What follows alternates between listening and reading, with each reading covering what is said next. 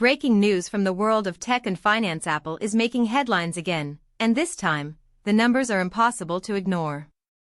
The Cupertino giant is back in the spotlight as iPhone revenue surges to levels that are turning heads on Wall Street and sending investors into a frenzy of speculation. The burning question on everyone's mind right now is Apple stock a buy?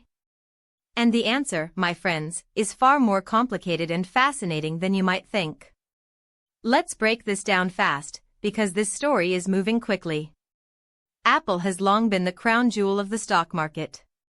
With a market capitalization that has repeatedly flirted with the $3 trillion threshold, this is not just a technology company, this is an economic force of nature.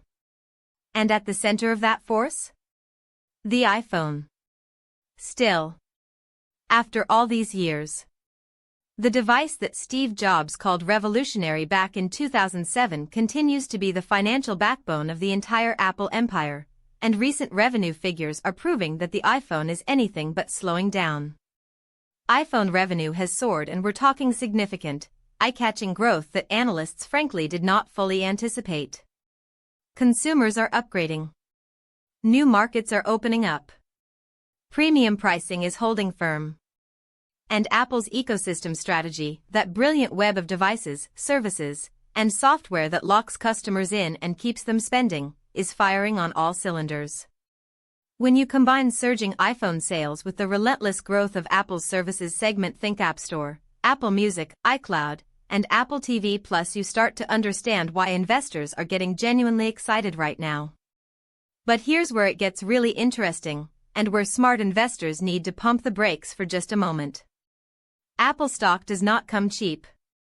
It never has.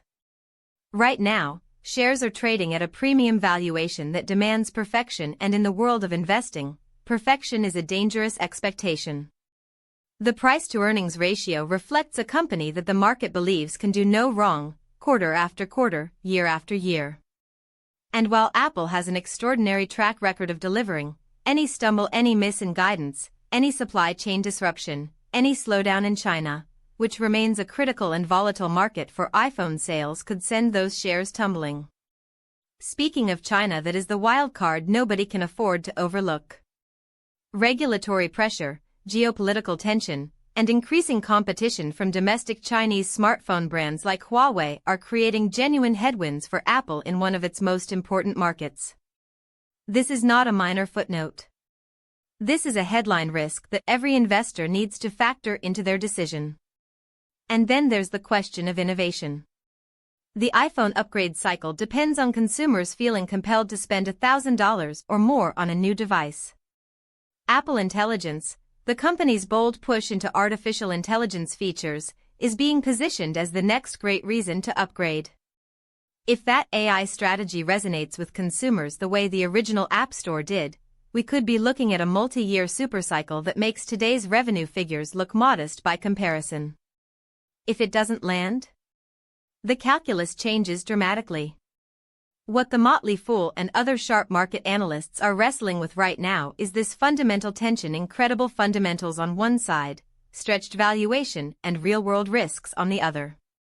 Apple is undeniably a quality business. It generates staggering amounts of free cash flow. It returns billions to shareholders through buybacks and dividends.